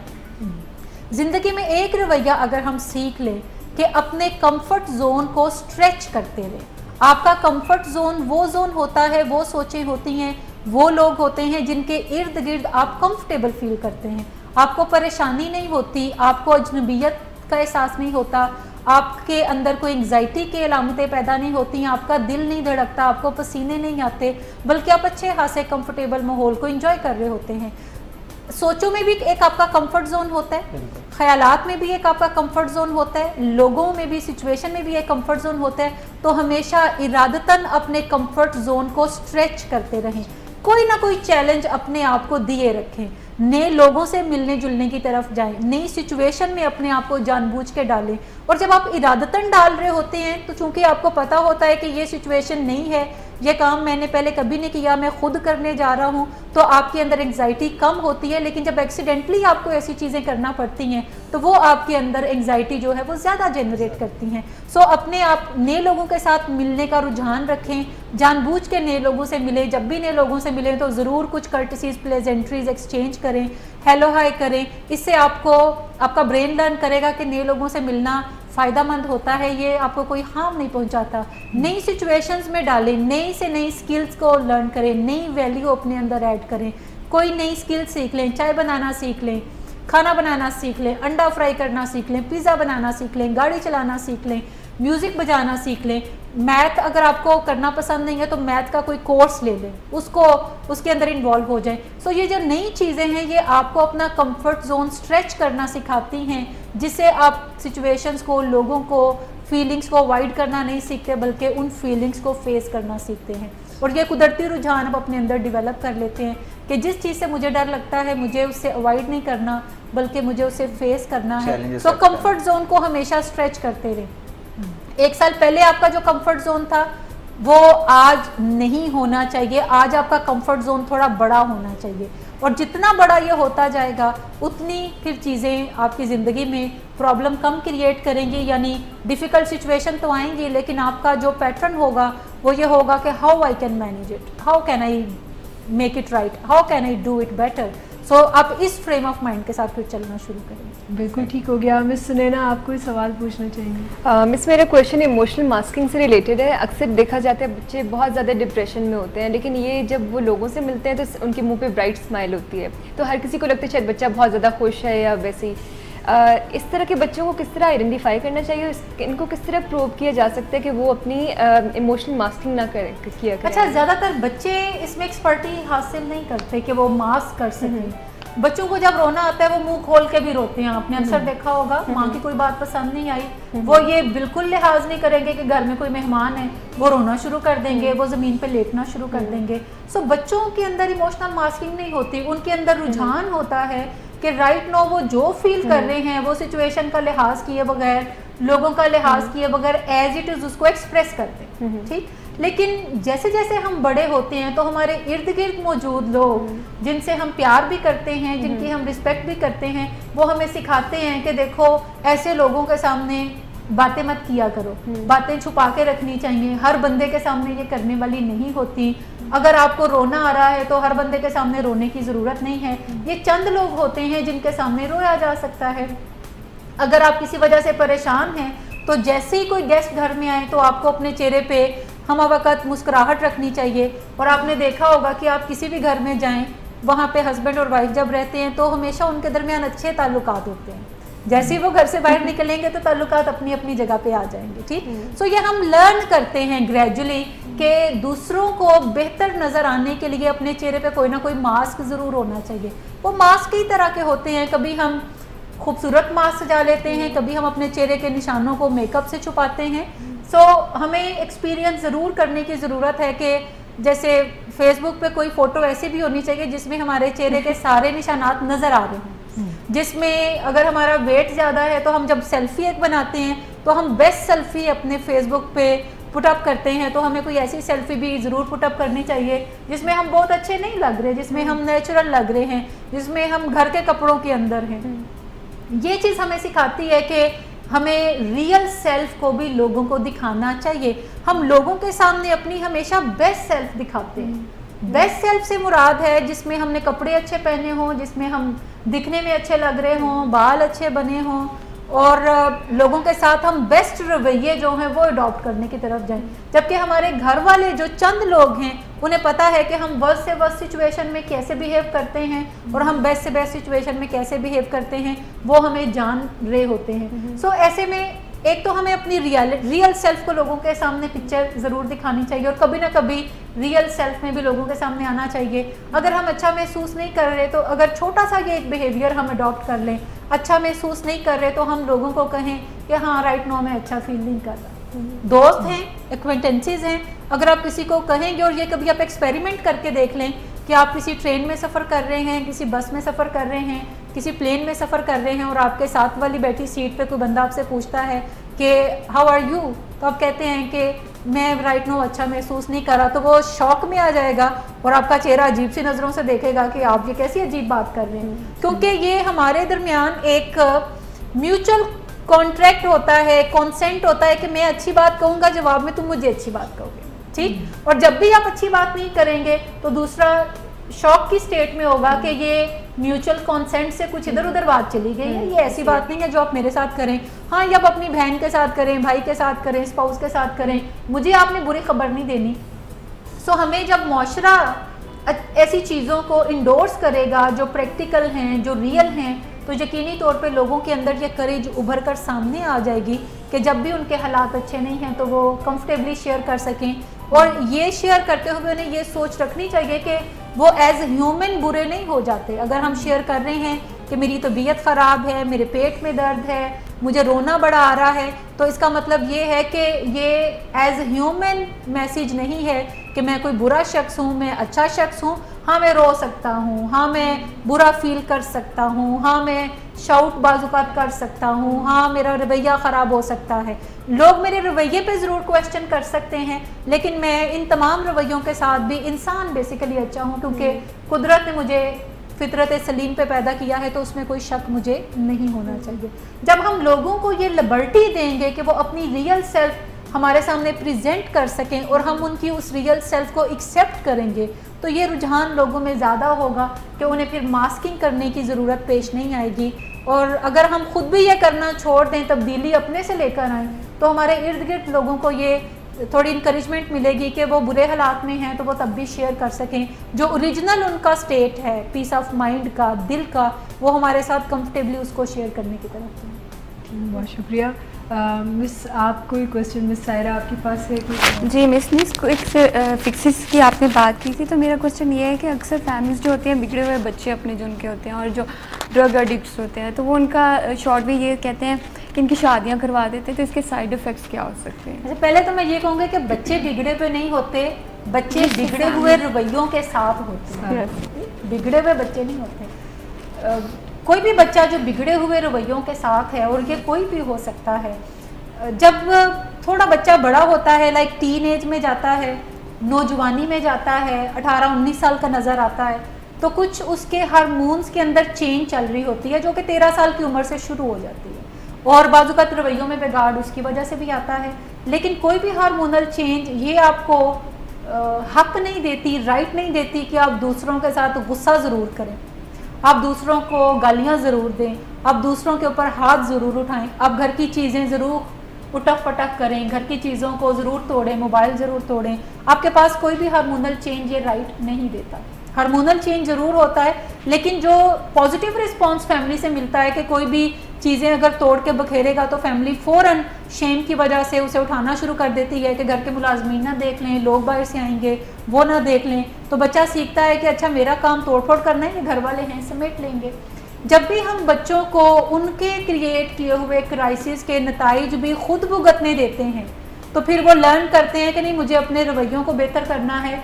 अगर हम चीज़ें जो टूटी फूटी हैं वो वहीं पे छोड़ दें, और एक जैसे क्राइम सीन नहीं पुलिस वाले क्रिएट करते कि एक रेड सी पट्टी या येलो पट्टी लगा देते हैं कि इस जगह में एंटर नहीं करना, यहाँ पे किसी बंदे की डेथ हुई है, यहाँ पे कोई मर्डर हुआ है, यहाँ पे कोई चोरी चकारी हुई है, तो हम भी क्राइम सीन घर में क्रिएट कर दें कि एक रिबन सा लगा दें। रिबन नहीं लगता तो कम से कम एक चौक से निशान लगा दें कि इस जगह पे किसी ने नहीं जाना, क्योंकि यहाँ पे हमारे बेटे ने अभी जो गुस्सा आया था उसका सारा मेस क्रिएट किया है। और कोई भी अगर घर में आए, मुलाजमीन है, तो उन्हें भी कहें कि इसको साफ़ नहीं करना। और जब आपका बेटा 2-4 दफ़ा गुजरेगा देखेगा तो उससे शर्मिंदगी महसूस होगी, क्योंकि गुस्सा परमानेंट स्टेट नहीं है, टेम्परेरी है, कुछ देर के बाद इसने ठीक हो जाना है। कुछ जब वो सही मेंटल स्टेट में देखेगा तो उसको लगेगा कि ये कोई उसने अच्छा काम नहीं किया। लेकिन सही मेंटल स्टेट आने से पहले जब हम क्लीन कर देते हैं तो उसको नज़र नहीं आता और उसको लगता है कि वो ठीक ही कर रहा था, उसने कोई ज़्यादा बिगाड़ नहीं किया। एक तो हमें ये करना चाहिए। दूसरा, बाजुकात हमारा ये कल्चर है ना जो कहता है कि जब भी किसी बच्चे के रवैये बिगड़े हुआ तो वो शादी मांगता है, तो कहते हैं घर वाले कि इसकी शादी कर दी जाए, और इर्द गिर्द वाले भी कहते हैं कि शादी कर दे, अब ये जो आपके साथ उखड़ा उखड़ा रहता है, माँ बाप के साथ बात नहीं मानता, रवैया ख़राब करता है, तो ये शादी मांग रहा है। तो एक क्विक फिक्स है, शादी कर दी जाए। जिस बच्चे के रवैयों में बिगाड़ है, हमेशा याद रखें शादी के बाद भी वो बिगाड़ रहेगा, बल्कि वो ज़्यादा बन जाएगा, क्योंकि पहले अगर पेरेंट्स थे, अब स्पाउस भी है, अब उस पर भी गुस्सा निकाला जा सकता है और उस पर पेरेंट्स से ज़्यादा निकाला जा सकता है। हमेशा जो बिगाड़ जहाँ पे है उसको वहीं पे ठीक करने की ज़रूरत करनी चाहिए। क्विक फिक्सेस से आप जब ठीक करते हैं तो इस बिगाड़ में जो डैमेज होता है वो ज़्यादा बढ़ जाता है, वो ठीक नहीं होता। शादी जो है वो कोई सलूशन नहीं है, हमेशा याद रखें शादी सलूशन नहीं है, बल्कि शादी से बहुत ज़्यादा और जिम्मेदारियां आ जाती हैं। तो जो बंदा थोड़ी जिम्मेदारियां नहीं निभा पा रहा, आप उस पर 2 दर्जन मज़ीद जिम्मेदारियां अगर डालेंगे तो उसका मतलब है कि वो भी बुरे तरीके से ही फिर करेगा काम, वो भी निभा नहीं पाएगा। पहले उसके रवैयों के बिगाड़ को दुरुस्त करें और फिर शादी करें। शादी आजकल मैंने देखा है फेसबुक पे कि ख़वातीन के पोस्ट होते हैं कि मैरिज कोई रिहेबिलिटेशन सेंटर नहीं होती जो आपके बिगड़े हुए बच्चों का इलाज करे। बीवी होती है जिसका मतलब है कि आपने उससे कुछ सुख उठाने होते हैं, जिसमें अच्छी जो पार्टनरशिप है उसका सुख है, जिसमें घर की कुछ जिम्मेदारियां वो आपके साथ बांट देती है, आपके लिए बच्चे पैदा करती है, फिर उन बच्चों की निगहदाश्त में आपका साथ देती है। शादी जो है ये कोई नस्ल इंसानी को चलाने वाला काम है जिसके थ्रू आप अपनी कुछ सुख से हासिल करते हैं। ये कोई रिहेबिलिटेशन सेंटर नहीं है कि बिगड़े हुए रवैयों को सुधारने का काम शादी करने की तरफ जाए। ठीक, ये है। थैंक यू मिस, बहुत शुक्रिया। आज का प्रोग्राम बहुत यूज़फुल है नाज़रीन आप सबके लिए भी, और मुझे उम्मीद है आप इससे भरपूर फ़ायदा उठाएंगे। और आखिर में हम आपसे इजाज़त चाहेंगे इसी पैगाम के साथ कि अपनी ज़िंदगी में खुश रहें और दूसरों को खुश रखें। इजाज़त दीजिएगा, खुदा हाफिज़।